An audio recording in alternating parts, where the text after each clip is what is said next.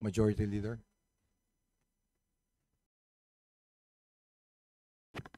Ladies and gentlemen, the Speaker of the House of Representatives, Faustino Boji D. III, will now address the body.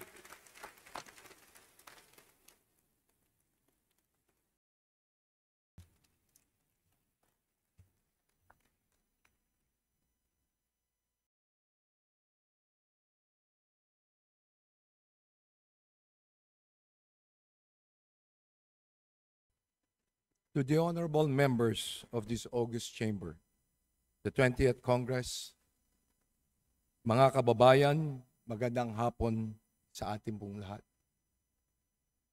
Ako po'y lubos na nagpapasalamat sa mga kasama kong mambabatas sa House of Representatives sa paghalal ninyo sa akin bilang Speaker.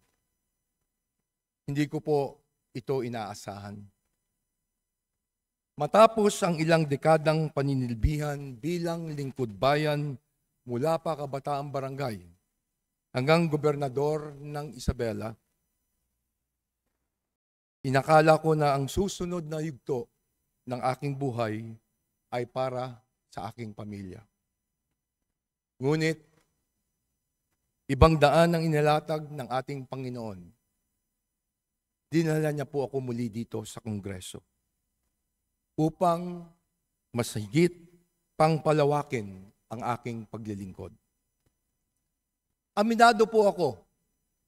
Meron po akong pangamba sa aking dibdib habang iniisip ko ang hamon na katungkulang inaatang sa aking balikat.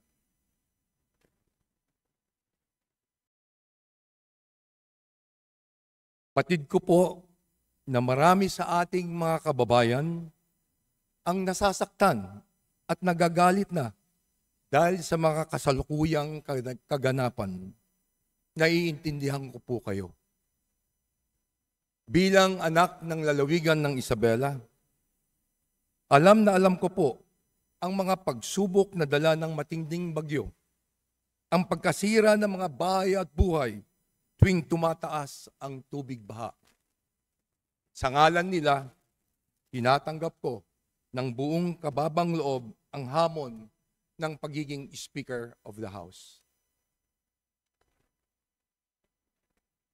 Ako na ho ang unang magsasabi sa ating mga kababayan.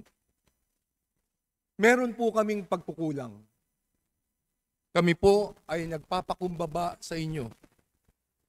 Nakikiusap po kami na sana bigyan nyo kami ng pagkakataong ituwid ang mga maling kalakaran at linisin ang aming hanay. Nakikiusap po kami na magbigyan niyo pa kami ng tsansang makuha muli ang inyo pong tiwala. Ako po ay kaisa ng ating mahal na Pangulo sa kanyang layunin na linisin ang pamahalaan upang tayo ay bumangon muli. Under my leadership, this house will change. I will not defend the guilty, and I will not shield the corrupt.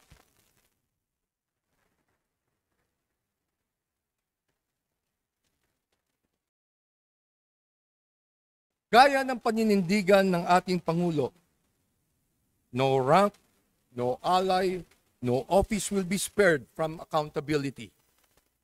We must strengthen the Oversight Committee and fully cooperate with the Independent Commission of Infrastructure. Our duty is not to protect each other. Our duty is to protect the Filipino people.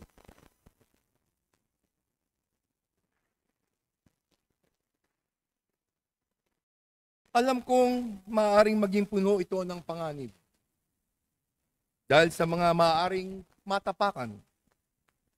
Sinusugal ko ang aking pangalan na matagal ko pong pinagpaguran.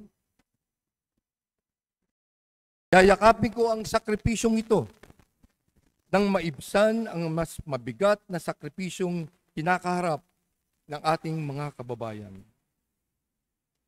Malinaw sa akin na higit matimbang ang aking pananagutang itaguyod ng ating saligang batas at unahin ang kapakanan ng mas nakakarami. Hindi ko hayaan ang sino man na membro dito sa 20th Congress na gamitin ng Kongreso para sa kanyang personal na interes.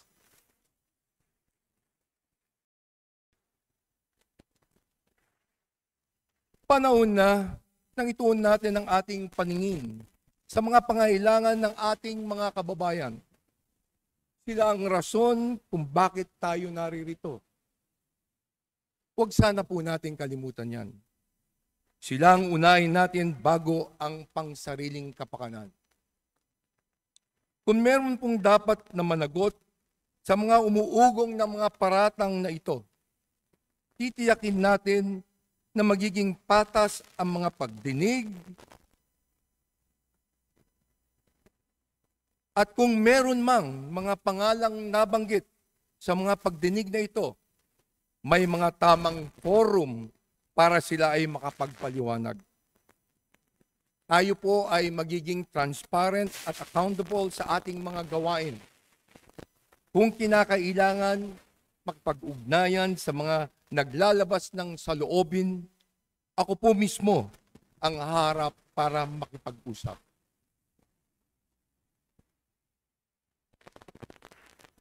Makikinig po kami sa daing ng ating mga mamamayan.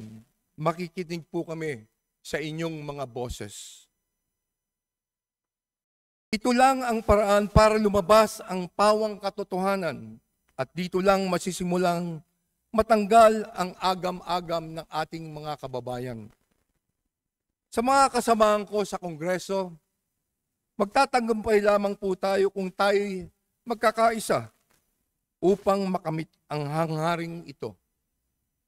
Buo po ang aking paniniwala na mas nakakarami sa ating mga kasamahan ang nangangarap at handang magtrabaho ng tapat para mapabuti ang ating bansa.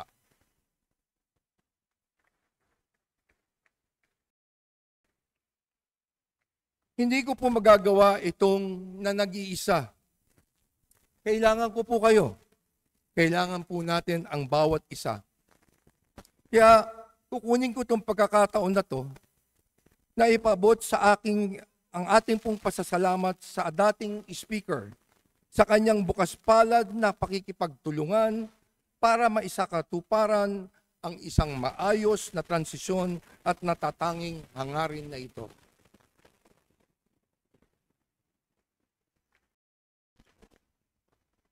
Sa tulong ninyo, sisiguraduhin natin na ang bawat sentimo ng paglalaanan ng budget sa bawat departamento ay tutugma sa pangangailangan ng mamamayang Pilipino. Pagtutulungan nating makapagpasa ng isang maayos at malinis na budget na mailalaan lamang tama sa mga programa para sa ating taong bayan. May mga hakbang nang ginawa upang gawing mas bukas ang proseso ng pagpasa ng budget at mas paigtingin pa natin ito.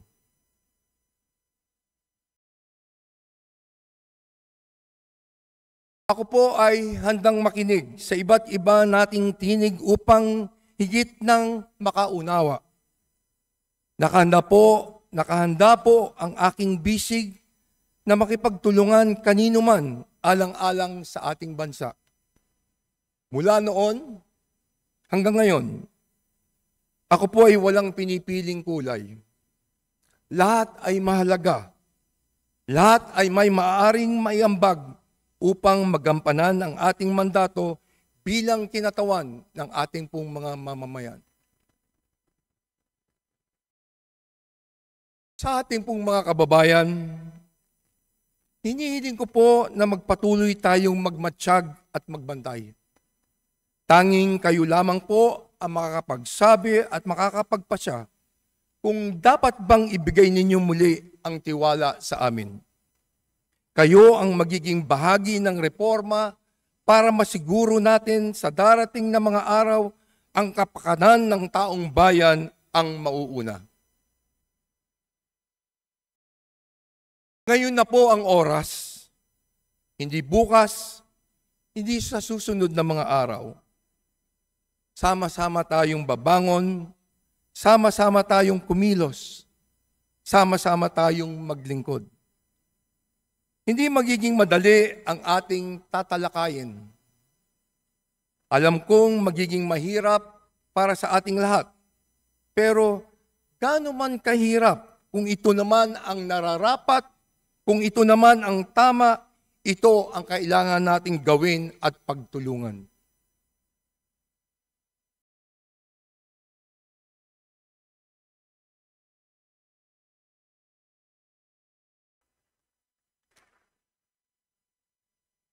Sa bagong kongreso, ipaparamdam po natin ang tunay na malasakit.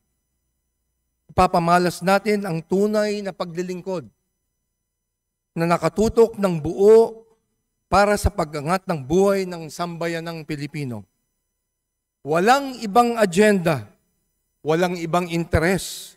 Kapakanan ng Pilipino ang simula, gitna at dulo at wala ng iba.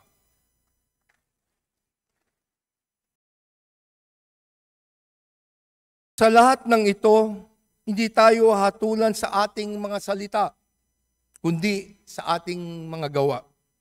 Hindi tayo husgahan sa ating mga pangako, kundi sa ating pagtupad.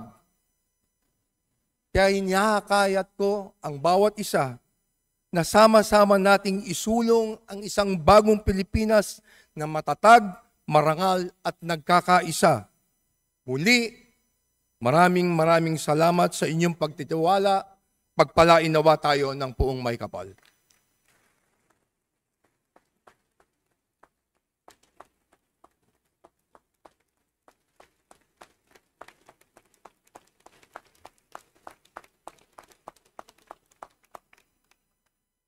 Majority Leader, Mr. Speaker, I move to suspend session for a few minutes. session suspended.